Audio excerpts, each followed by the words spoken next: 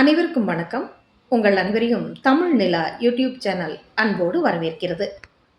நம்ம படிக்கக்கூடிய விஷயமோ இல்லை கேட்கக்கூடிய செய்தியோ எதுவுமே அறியாமல் நம்ம ஒரு ஆழமான சிந்தனைக்கு கொண்டு போகும்.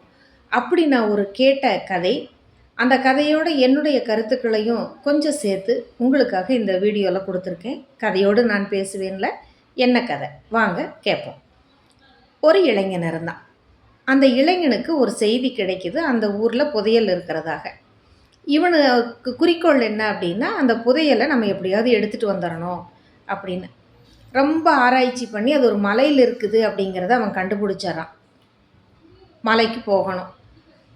போகிற பாதையில் நிறையா சின்ன சின்ன மலைகளை கடந்தால் தான் அவங்க போக முடியும். அப்படி ரொம்ப கஷ்டப்படுறான். கஷ்டப்பட்டு கொஞ்சம் கொஞ்சமாக ஏறுறான். ஒரு 4-5 மலை கடந்திருப்பான். அப்படி கடந்திருக்கும்போது அவனுக்கு அங்கே ஒரு வண்ணமான ஒளி வீசக்கூடிய கற்கள் இருக்கிறத பார்க்குறான். ஆஹா, இந்த வைரக்கற்கள் இருக்குது, நம்ம கொஞ்சம் எடுத்துக்குவோம் அப்படின்னு கொஞ்சத்தை எடுத்து பையில் போட்டுக்கிறான். கொஞ்சம் அந்த பைக்குள்ளே சேகரமாகுது. மறுபடியும் மலைகளை கடக்கிறான்.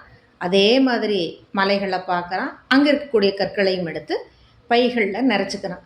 இப்படியா ஒரு 5-6 மலை ஏறின உடனே இதோ அடுத்த மலைக்கு போனால் அவன் தேடி வந்த புதையல் கிடச்சிரும். ஆனால் அவன் என்ன நினைக்கிறான், இப்போ தான் நமக்கு பை நிறைய வைரம் கிடச்சிருச்சு, இனி எதுக்காக நம்ம கஷ்டப்பட்டு அங்கே போகணும், நமக்கு தான் வேணுங்கிற வைரம் கிடச்சிருச்சு அப்படின்னு திரும்பி வந்துடுறான். வந்தவன் ஒரு வைர வியாபாரிகிட்ட போய் இதை காட்டுறான். இதோ பாருங்கள், எங்கிட்ட இவ்வளோ வைர கற்கள் இருக்குது, இதை எடுத்துகிட்டு நீங்கள் எனக்கு பணம் கொடுங்க அப்படின்னு.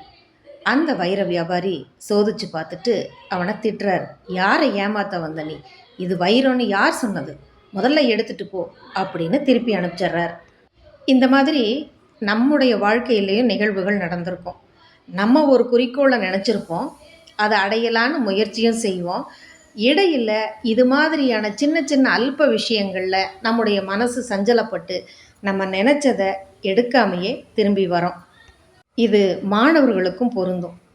மாணவர்களாக இருந்தாலும் சரி, பெரியவங்களாக இருந்தாலும் சரி, நம்ம வாழ்க்கையில் குறிக்கோள்னு ஒன்று இருக்கும். அந்த குறிக்கோளை நோக்கி தான் நம்ம ஓடிட்டுருப்போம்.